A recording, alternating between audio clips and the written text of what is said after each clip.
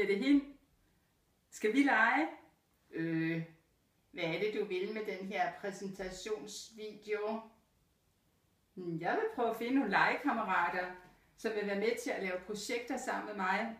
Og det skal være samfundsnyttige og spændende og fantasifulde projekter. Jeg er på udkig efter projekter, hvor superdiversitet og variation af plusord og meget gerne kreative projekter med kunst som medium. Yes. Mine arbejdserfaringer, kort fortalt, handler om, at jeg har været 12 år i Berlin, så jeg er rigtig god til tysk, vil jeg sige. Og jeg har arbejdet som selvstændig, som iværksætter, blandt andet med kunstprojekter for unge og voksne, og forebyggelse af afhængighedskurser. Da jeg kom til Danmark igen, så har jeg været ansat i 16 år nu på UC'er, University College, det der hed seminarier før i tiden.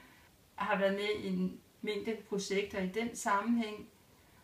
Og de senere år har jeg så også været konsulent i et videnscenter, der hedder NVIE.